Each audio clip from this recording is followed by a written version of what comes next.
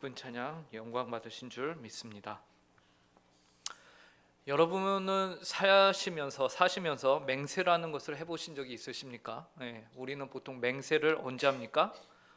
싸우다 끝이 안 날 때 그 싸움을 종결하려고 맹세를 하죠. 내가 맹세하는데 너 이거 내 말 믿어야 한다 이러면서, 이처럼 우리는 맹세라는 것을 무엇을 종결지으는 귀한 아주 훌륭한 대단한 무기로 우리는 여깁니다. 누군가 너무 억울할 때, 혹은 반드시 내가 무엇인가를 하고야 말겠다는 의지를 표현할 때도 우리는 맹세를 합니다. 그런데 맹세는 무엇을 걸고 합니까?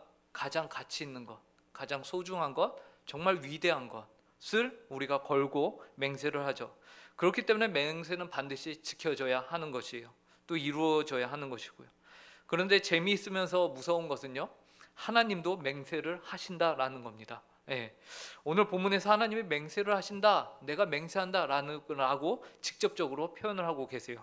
21절 본문을 보시면요, 그러나 진실로 내가 살아있는 것과 여호와의 영광이 온 세계에 충만할 것을 두고 맹세하노니, 하나님께서 내가 맹세한다라고 말씀하시죠. 하나님께서도 맹세를 하시죠. 그렇다면 이토록 하나님께서 맹세를 하면서까지 그분께서 반드시 이루고자 하는 것, 반드시 지켜져야 된다고 생각하는 것, 그것은 무엇일까요? 그 맹세의 내용을 통해서 오늘 우리가 이 세상을 어떻게 살아가면 좋을지를 한번 생각해 보는 시간을 갖도록 하겠습니다. 먼저 오늘 본문은요, 여호와께서 이르시되 내가 내 말대로 사노라 라는 말로 시작을 하고 있습니다. 여호와 하나님께서 모세를 향해서 하시는 말씀이에요. 그런데 모세가 여호와 하나님께 뭐라고 말하였기에 여호와 하나님께서는 내가 네 말대로 사하노라 라고 말씀하고 계신 걸까요?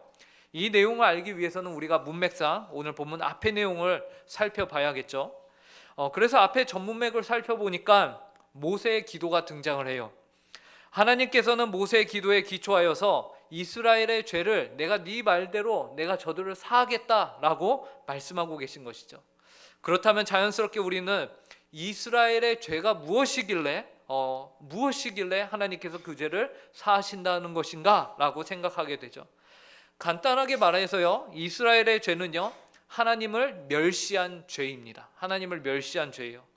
하나님께서는 이스라엘 민족들에게 적과 꿀이 흐르는 아주 풍성한 땅으로 내가 너희들을 인도하겠다라고 말씀하셨어요.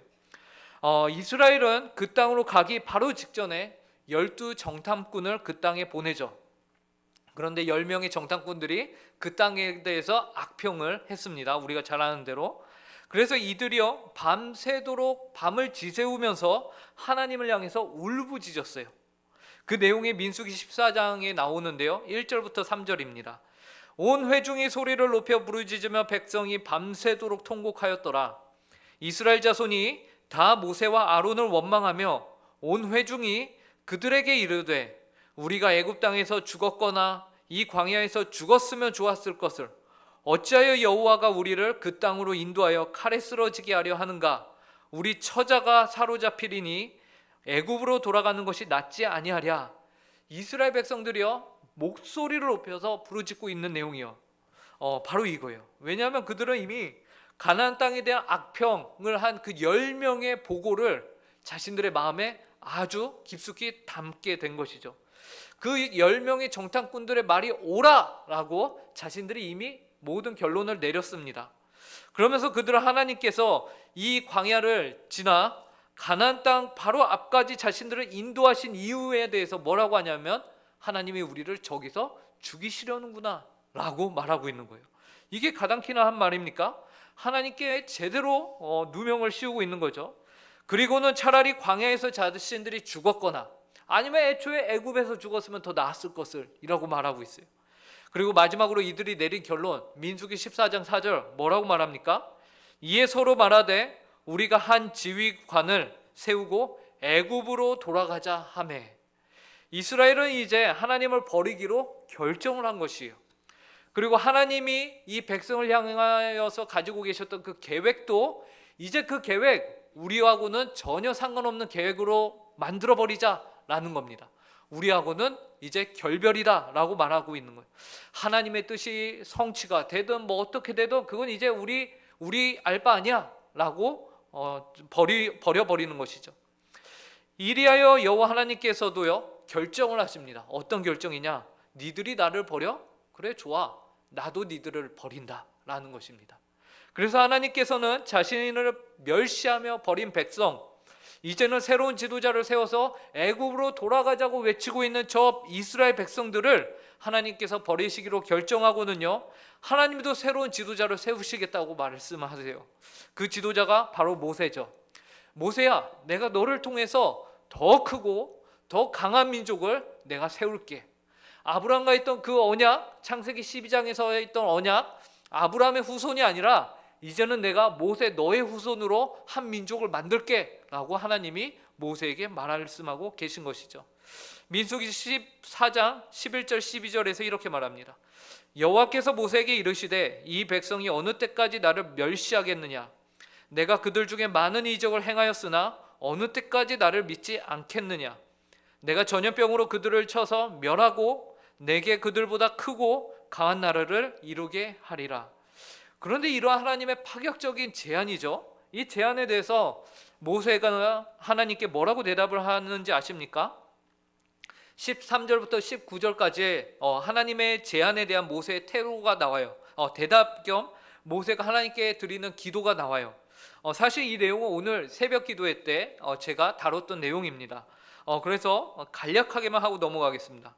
모세는요, 쉽게 말해서 하나님의 제안을 거절합니다. 하나님이 이렇게 파격적인 제안을 제시를 하시는데 그것을 거절해요. 모세가 하나님의 제안을 거절하면서 한 가지 이유와 한 가지의 간구를 하나님께 요청하죠. 첫 번째 이유는, 모세가 하나님의 제안을 거절한 이유는 하나님의 이름의 영광 때문이었어요. 모세는 만약 하나님께서 자신과 더 크고 강한 백성을 세우시기 위해서 지금 저 이스라엘을 버리신다면, 이미 이방 민족들이 다 하나님이 저들을 애굽에서 끄집어내셨고 하나님이 낮에는 구름 기둥, 밤에는 불 기둥으로 저 이스라엘 백성들과 함께 동행하고 계시는 것을 이방 민족들이 다 알고 있는데, 정작 그 땅으로 인도하시지 않으신다면은, 여기서 저들을 죽이신다면은 어떤 하나님이 되는 겁니까? 이방 민족들이 하나님 오해합니다 라고 모세가 말하는 거예요. 하나님, 저 이방 민족들이요 하나님을 향해서 능력이 없어서 자기 백성들을 죽였구나 라고 오해할 겁니다 라고 말하고 있는 것이죠. 민수기 14장 13절부터 16절이에요. 모세가 이렇게 말했습니다. 모세가 여호와께 여짜오되 애굽인 중에서 주의 능력으로 이 백성을 인도하여 내셨거늘 그리하시면 그들이 듣고 이 땅 거주민에게 전하리이다.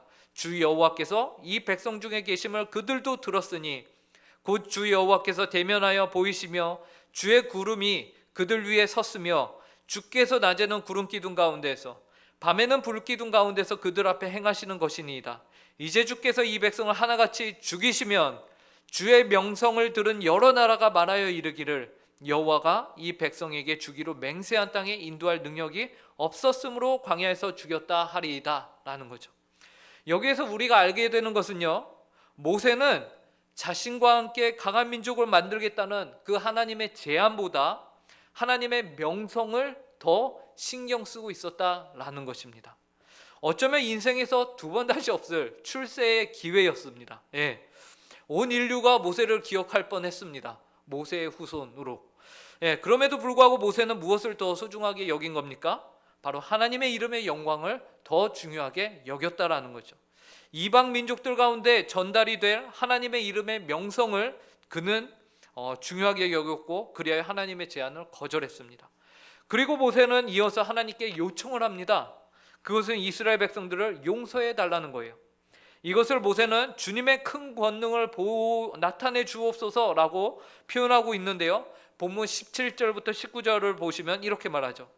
이제 구하옵나니 이미 말씀하신 대로 주의 큰 권능을 나타내옵소서. 이르시기를 여호와는 노하기를 더디하시고 인자가 많아 죄악과 허물을 사하시나 형벌받을 자는 결단코 사하지 아니하시고 아버지의 죄악을 자식에게 갚아 3, 4대까지 이르게 하리라 하셨나이다. 구하옵나니 주의 인자의 광대하심을 따라 이 백성의 죄악을 사하시되 애굽에서부터 지금까지 이 백성을 사하신 것 같이 사하시옵소서.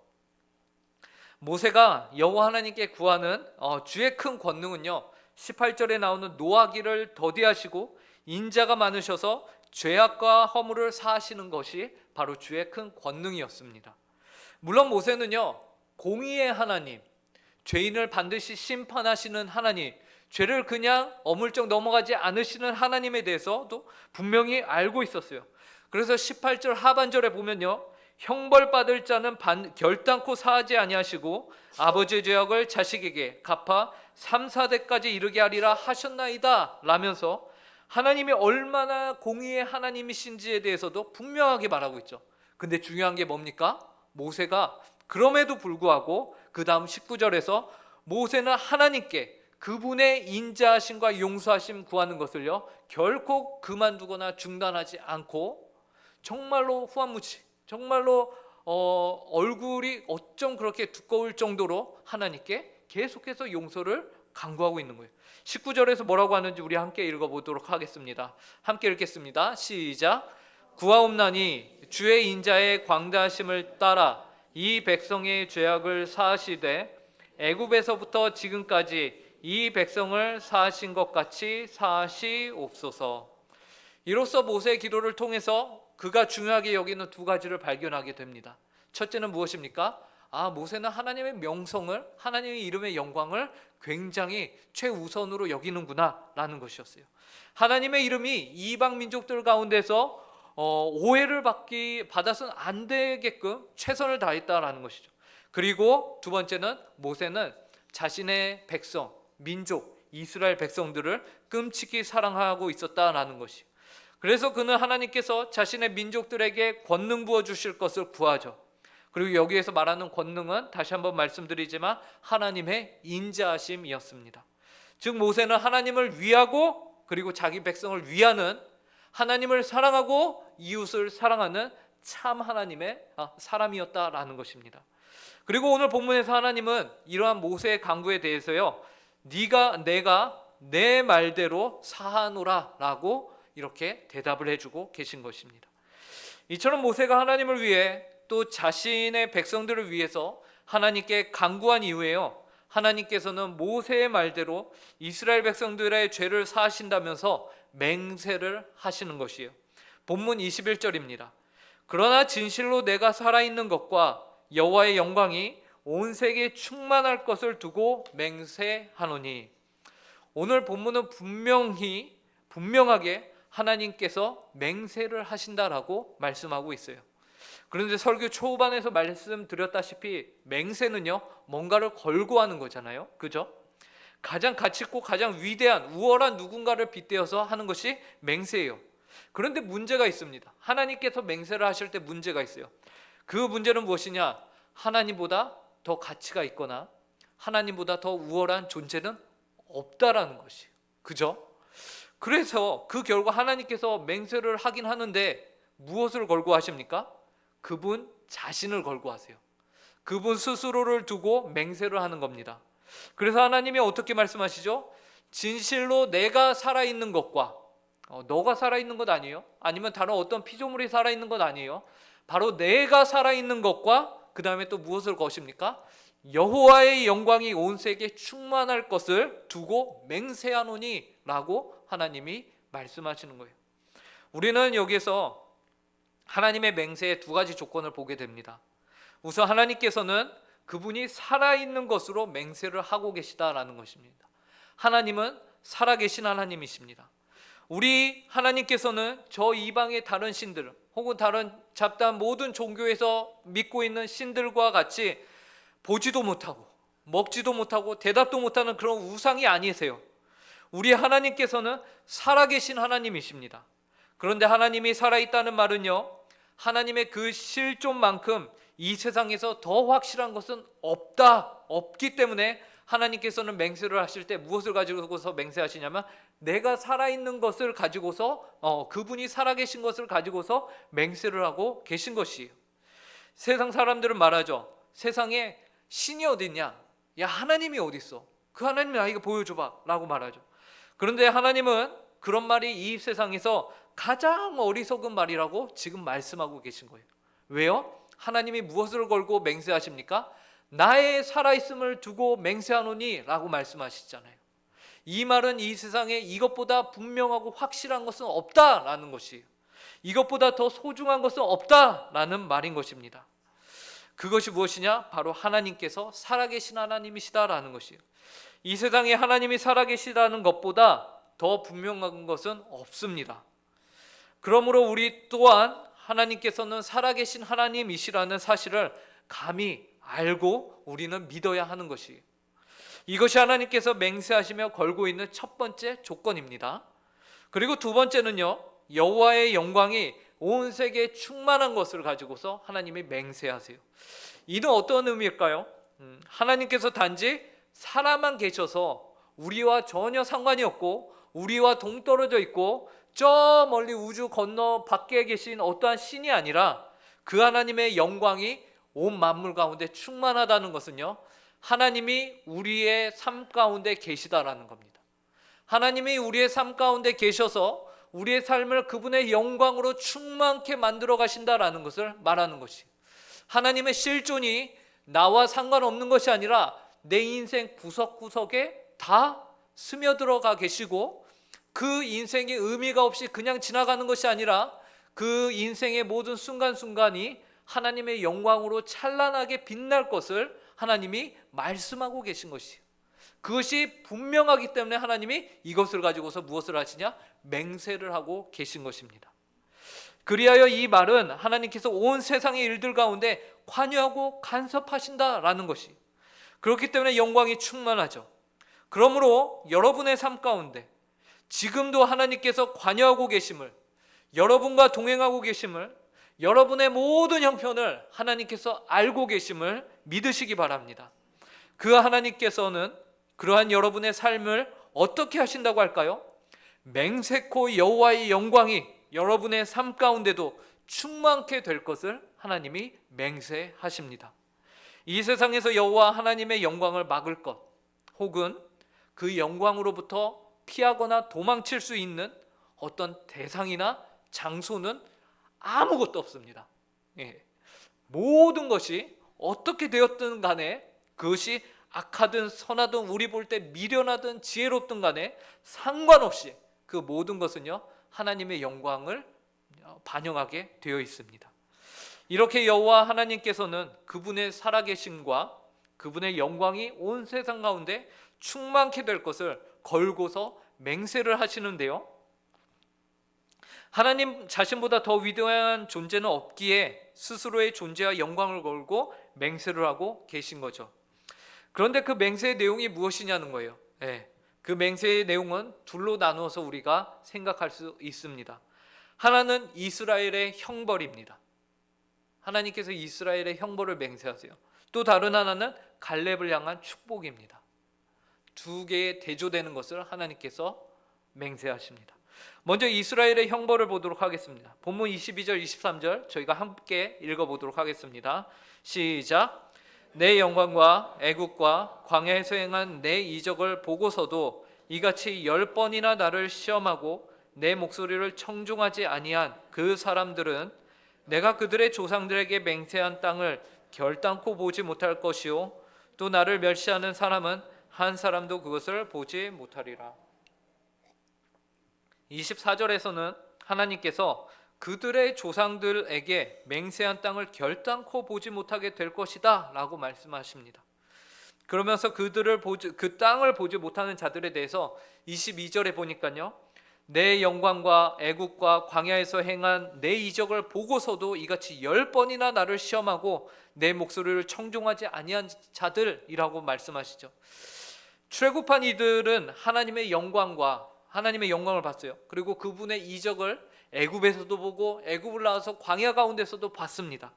분명하게 경험을 한 거예요. 이들이 하나님을 몰랐던 이들이 아닙니다. 하나님의 구원을 경험한 이들, 하나님의 그 놀라운 일들을 경험하는 이들이에요. 그럼에도 불구하고요, 이들이 하나님을 향해서 어떻게 했다고 말합니까? 10번이나 나를 시험하고 내 목소리를 청종하지 아니하였다라고 하나님이 말씀하세요. 과연 10번이나 되나 찾아봤습니다. 찾아보니까 출애굽기 14장부터 시작을 해서 14장에서는 그 홍해 앞에서 애국 군대가 쫓아오니까 이들이 하나님과 모세를 향해서 원망하는 거예요. 예. 거기서 한 번, 그리고 두 번째는 14장이었잖아요. 15장에서 또 한 번 있습니다. 3일 길을 그래서 걸어왔는데 마라라는 곳에 도착했는데 물이 썩어요. 그래서 하나님을 원망합니다. 이게 마시는 물입니까? 이게 사람 살라고, 그러면서 하나님한테 또 원망을 하죠. 그 다음 16장 가니까 신광야에서 이제 우리를 굶어 죽이시려고 합니까? 라면서 또 원망합니다. 그리고 16장에서 하나님이 그래서 그러냐 하면서 만나를 주셨어요. 근데 이 만나에서 아주 더블 포인트를 쌓습니다. 그래서 두 번을 죄를 범하는데요. 한 번은 만나를 주셨어요. 근데 하나님이 뭐라고 하셨죠? 이 만나를 다음 날까지 너희들 남기지 마라. 근데 하나님을 믿지 못한 거예요. 그래서 몇몇 사람들이 남겼습니다. 썩고 벌레가 생기죠. 그래서 어떻게 된 거예요? 하나님을 거역하고 하나님을 분노케 했어요.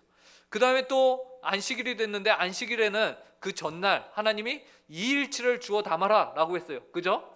근데 이 백성들이 안식일에도 나가서 만나 없나 하고 둘러본 거예요. 그래서 하나님을 또 분노케 합니다. 그렇게 5번. 그 다음에 17장으로 넘어가서 르비딤에서 이제 물이 없다면 모세와 다투죠. 그래서 모세가 반석을 때려갖고 물을 내게 하는 사건. 그리고 32장에서 그 유명한 무슨 사건이 일어납니까? 7번째인데 금송아지 사건이 나옵니다.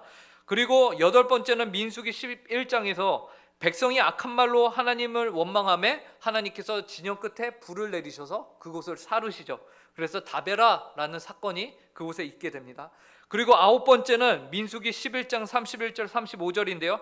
기브로 핫다아와에서 그 유명한 메추라기 사건이 또 있게 됩니다. 탐욕의 절정을 찍었죠. 아주. 예, 그 다음에 마지막 10번째는 이제 민수기 14장 3절 가네스 바데아, 이제 들어가면은 가나안인데 거기를 안 들어가고 지금 어떻게 한 겁니까? 밤이 새도록 하나님이 우리를 여기서 죽이시려는구나 라면서 반역한 겁니다. 참고로 이 10가지를 제가 일일이 다, 학자는 집요하잖아요. 그래서 학자처럼 제가 찾은 건 아니고요. 어떤 분이 잘 찾아 놓으신 거를 제가 이제 정리해서 여러분들에게 나눈 겁니다.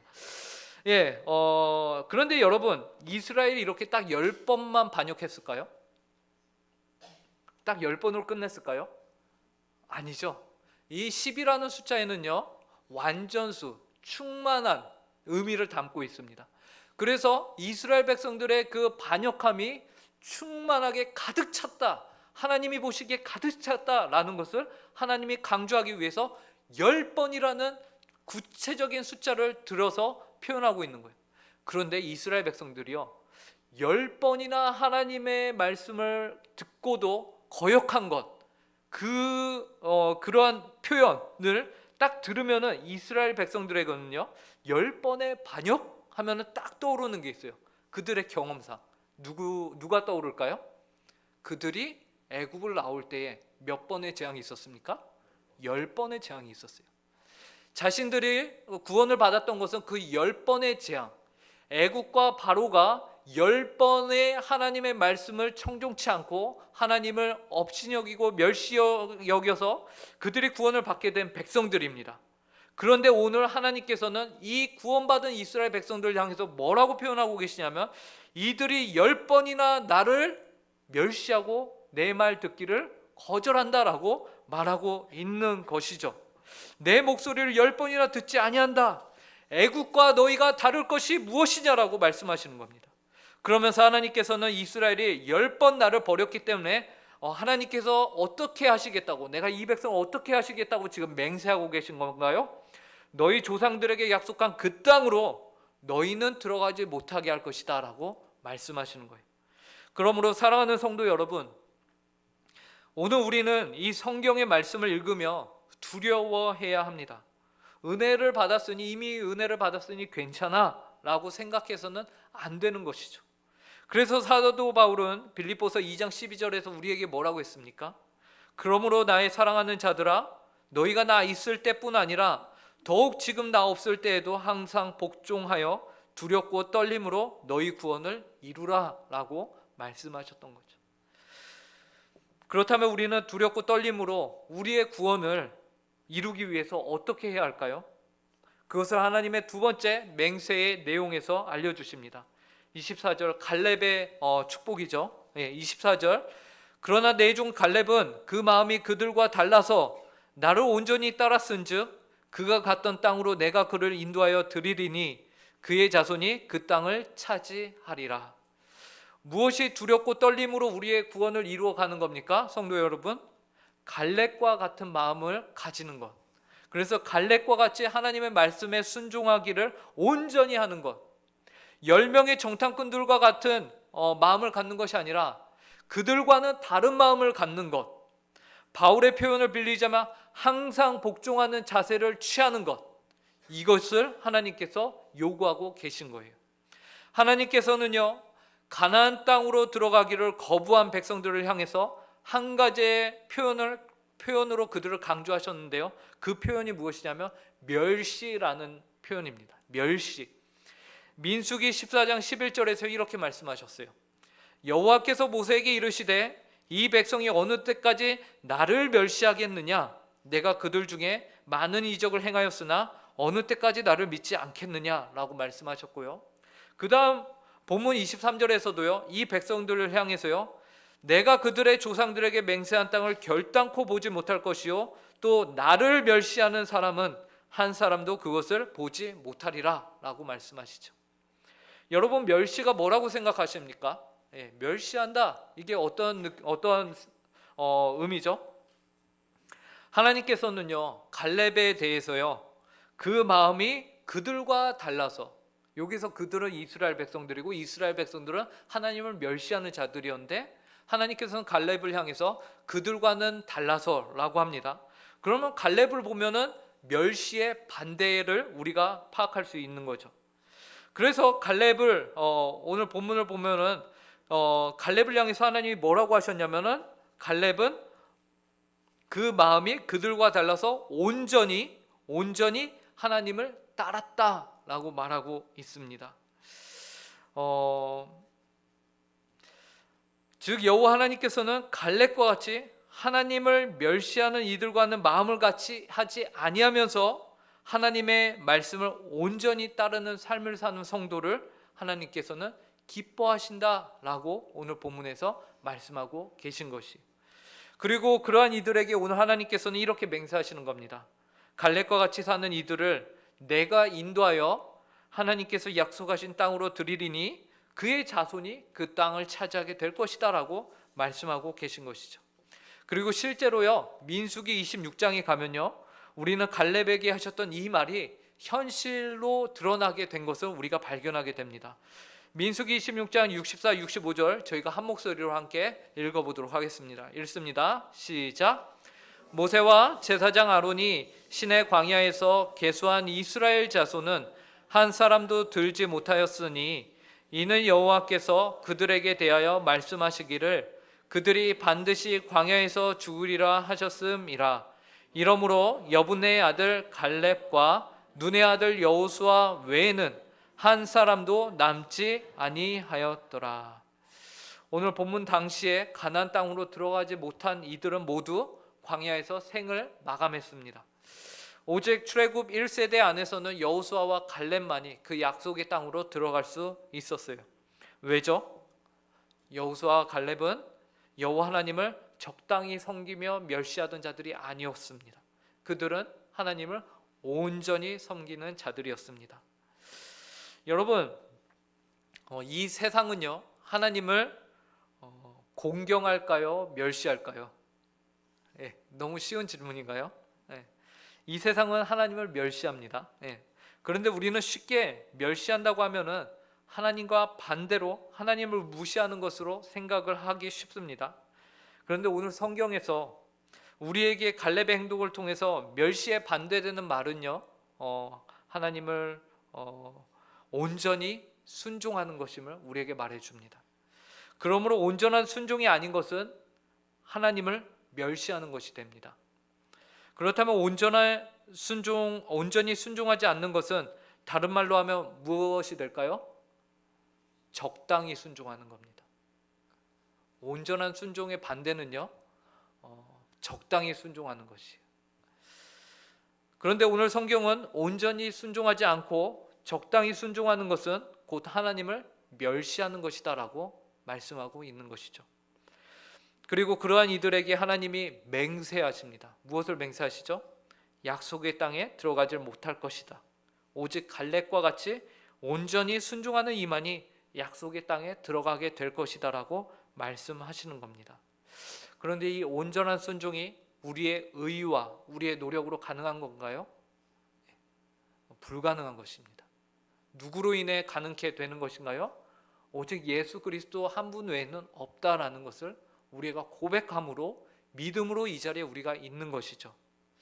바라기는 오늘 이 예배 자리에 계신 모든 성도님들이 살아계시며 모든 영광으로 세상을 충만케 하시는 하나님의 맹세를 따라 복받는 인생이 되길 바랍니다.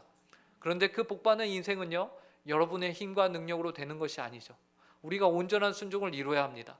근데 그 온전한 순종이 우리에 의해서 되지 않는 것임을 우리가 고백하고 우리가 예수 그리스도를 잡을 때에 우리는 온전한 순종을 이룬 자들로서 역임을 받게 될 것입니다. 누구로 인해 이 은혜가 우리에게 임했냐면 바로 예수 그리스도로 인해 우리 가운데 임하였고 우리 안에 내주하시는 성령님이 그 은혜를 우리로 하여금 우리의 삶 가운데 적용시켜 주시는 것입니다. 이 세상을 그리하여서 하나님을 멸시하는 이 세상을요, 우리는 하나님을 적당히 섬기는 이 세상의 기류에 휩쓸리지 말고 그들과 마음을 같이 하지 않고 우리는 어떻게 해야 할까요? 은혜 받은 자로서 합당하게 살아가야 하죠. 우리는 하나님을 온전히 섬겨야 합니다. 우리가 온전히 섬기려고 노력할 때에 우리 안에 내주하시는 성령님께서 여러분에게 힘과 지혜와 능력과 용기를 허락하실 것입니다. 그 성령 충만의 삶을 사는 우리 모든 성도님들이 되시기를 간절히 바랍니다. 함께 기도하겠습니다. 하나님 아버지, 하나님을 멸시하는 이 세상 가운데, 이 세대 가운데 하나님 아버지를 온전히 순종하고 하나님의 말씀에 온전히 순종하고 하나님을 온전히 따르는 저희가 되게 하여 주시옵소서. 하나님, 이것이 저희의 힘과 능력으로 되지 않는 것임을 저희가 다시 한번 또 고백합니다. 그러나 하나님, 우리 마음 가운데 하나님께서 거룩한 부담감을 허락하여 주시니 감사합니다. 또 저희의 마음 가운데 하나님 아버지 주님께 온전히 순종하고자 하는 그러한 선한 원함을 허락하여 주시니 감사합니다. 내주하시는 성령님께서 저희 가운데 충만함으로 역사하여 주시고 저희의 선한 목자가 되어 주시옵소서.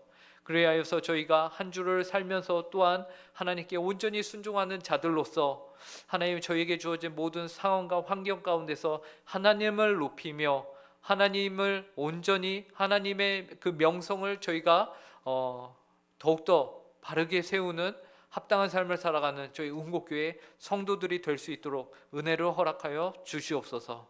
감사하며 이 모든 말씀 예수님의 이름으로 기도합니다.